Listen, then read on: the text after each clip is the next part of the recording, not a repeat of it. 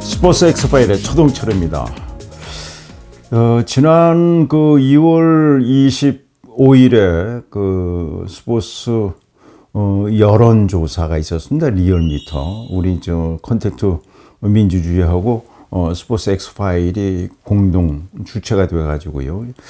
우리나라 최초의 아마 일반 여론조사는 아마 처음이 아닌가 생각됩니다. 거기에서 여론조사하니까 현재 우리나라 스포츠, 그러니까 2019년에 문재인 정권이 했던 생활체육하고 대한체육회고 이제 2016년에 이제 통합을 했습니다. 그러다 보니까 지금 엘리트 스포츠가 굉장히 침체되고 2020년 32 도쿄올림픽에서 우리가 세계 10대 강국에서 16위로 급전 직하 성적이 나빠졌어요.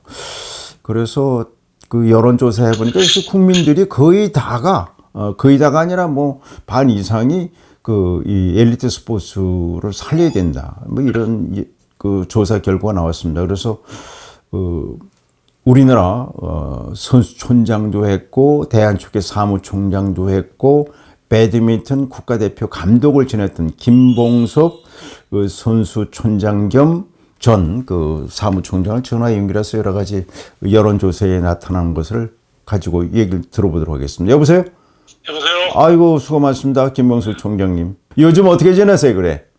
건강하게 잘 지내고 있습니다. 예, 아이고, 김봉섭, 우리 사무총장하고 저거는 옛날에 감독, 기자로서도 만났고 그랬는데, 지난번에 우리가 2월 25일 국민대 토론, 엘리트 스포츠 정책에 대한 토론회에 참석도 하셨었고, 그때 리얼미터에서 우리나라 최초로 여론조사를 한 게 있지 않습니까?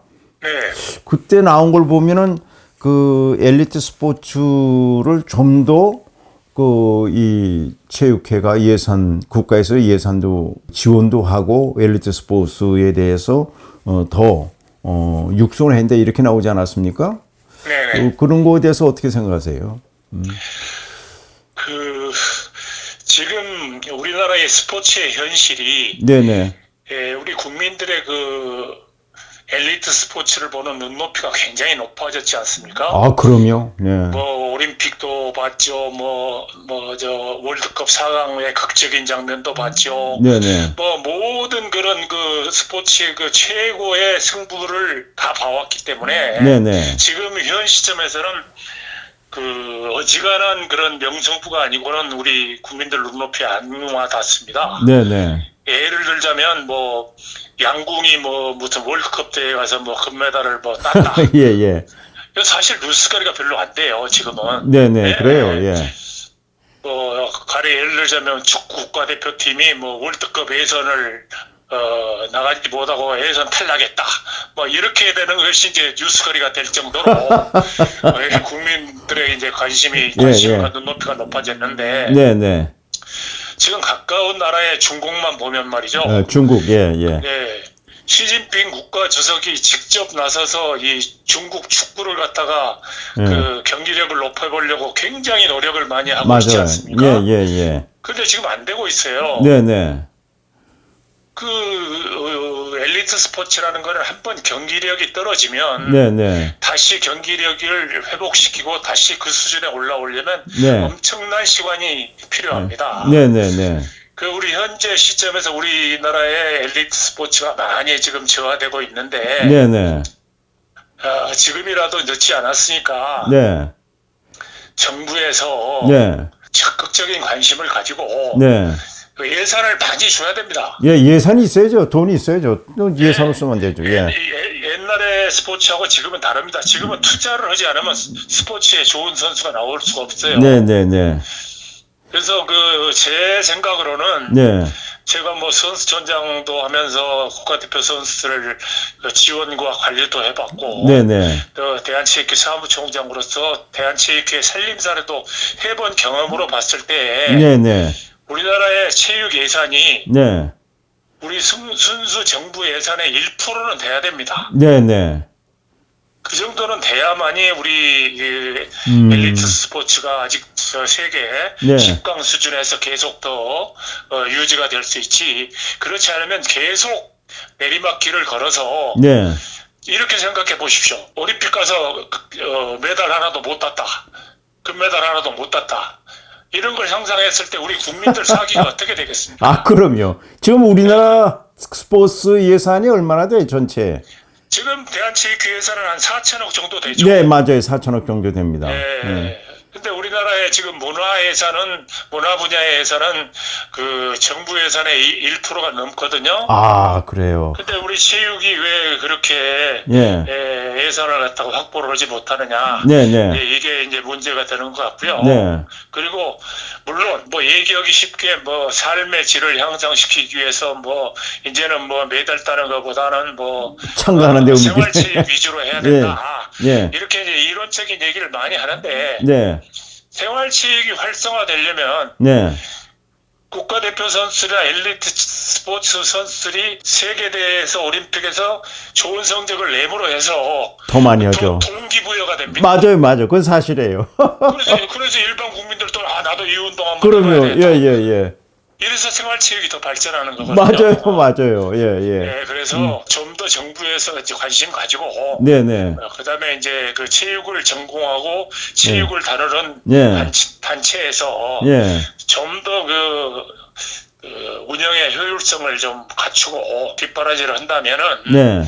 우리나라 우수합니다. 네. 우리나라 뭐 인구도 부족하고 뭐 여러 가지 제반 여건도 많이 부족합니다만은 잘하고 있지 않습니까? 예. 이제는 더 이상 떨어져서는 안 됩니다. 지금 현재 제가 봤을 때는 우리나라 엘리트 스포츠의 위기입니다. 예. 그러나 윤석열 정권 들어서도 뭐 윤석열 대통령이 지난 그 2월 14일 진천고까지 가서 선수들 격려해주고 지난해 울산 정체전 때 보니까 아주 엘리트 스포츠의 지원을 아주 늘려서 엘리트 스포츠에 대해서 관심을 많이 갖고 계시던데요. 네, 그 대통령께서 네. 엘리트 대표 선수들에 대한 관심 표명, 네네. 그다음에 현장을 방문해 주시는 거, 네네. 이런 거는 뭐 엄청난 파급 효과가 아, 있죠. 그럼요. 예. 네, 우선 그 대표 선수들의 차기 진작이 물론인 거고, 네네네. 그에 맞춰서 정부 뭐 각 부처에서 뭐 지원도 따를 것이고, 네네. 굉장히 그거는 그 바람직한 현상이고 앞으로도 자주 찾아서 격려해 주시면 아주 바람직스러운 일이라고 생각됩니다. 그리고 저도 오랫동안 체육 기자를 했습니다만 내년 강원도 유수 동계 올림픽 유수 청소년 올림픽의 조직위원장이 사격의 진정우 선수하고 이상화 빙상의 이상화 선수를 갖다 조직위원장으로 한 거는 처음 아닙니까? 그것도 아주 바람직스러운 현상의 하나인데요. 네네. 우리 이 체육을 전공하고 네네. 국가대표 선수 출신들이 체육학 박사가 엄청나게 많습니다. 많죠. 예. 과거에는 뭐 운동하는 사람은 좀 힘 세고 좀 머리는 좀 모자라고 공부는 좀 안 하고 뭐 이런 생각이 있는데 요즘은 다르죠. 국가대표 선수가 될 만한 정도가 되면 머리 나쁘면 안 됩니다. 예, 그럼요. 지능이 높아야 돼요. 예. 그리고 이제는 그 순수 체육인 경기인 출신이 네네. 올림픽 조직위원장, 네. 그다음에 뭐 경기단체 회장, 뭐 이런 걸 다 지금은 맡아서 해야죠. 그 사람들이 바로 전문성이 있는 사람들 아닙니까? 그렇죠. 전문성에 예.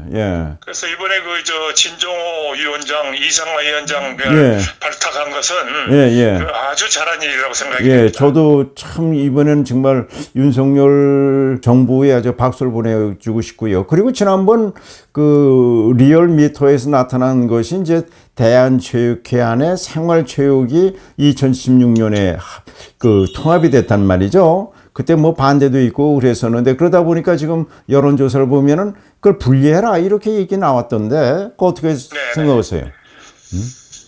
참 어렵게 생활체육회와 대한체육회가 이제 통합이 돼서 네네. 지금 하나로 가고 있는데 네네. 또 요즘 한간에는 뭐 대한체육회가 너무 비대하니 네네네. 대한체육회와 대한올림픽위원회를 분리해야 된다. 예, 그런 얘기 나오죠. 뭐 이런 의견들도 나오고 합니다. 네네. 근데 제가 봤을 때는 기구를 뭐 합치고 나누고 하는 것이 중요한 게 아니고요. 예, 그런 것도 있죠. 그래도 어찌됐든 대한체육회가 104년의 전통을 가지고 있지 않습니까? 그럼요. 예, 예. 그래서 그 대한체육회 내에서 효율적인 운영, 네.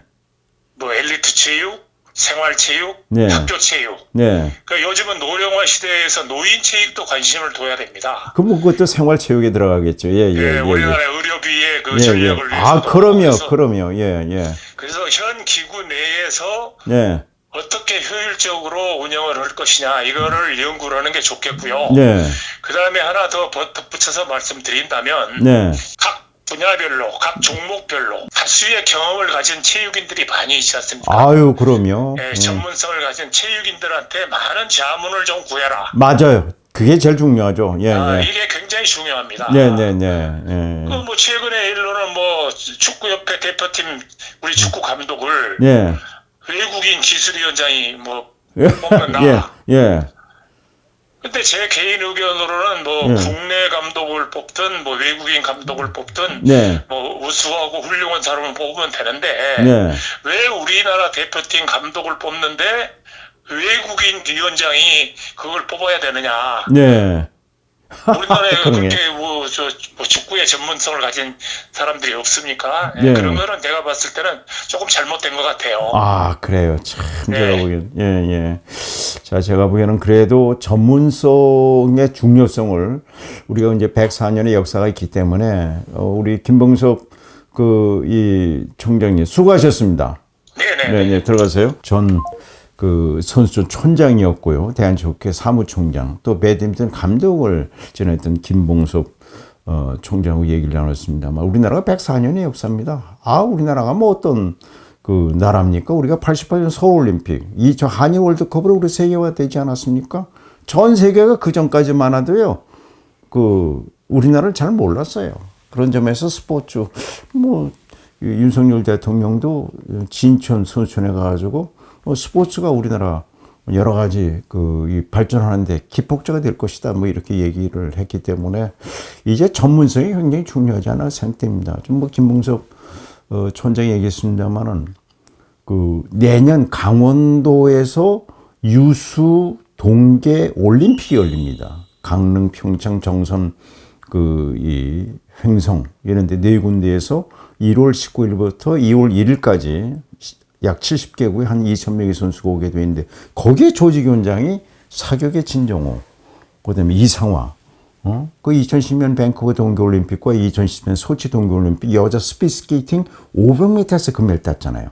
2018년 평창 동계올림픽 대회 때 일본의 고다이라 선수한테 아깝게 0.0 상부조 차로 은메달이 그쳤습니다만, 두 선수가 조직위원장이 됐어요. 이거 우리나라 스포츠에 아주 획기적인 겁니다. 이런 점에서 전문성이 굉장히 중요하다는 말씀을 드리겠습니다. 오늘은 여기까지입니다. 시청자 여러분 건강하십시오.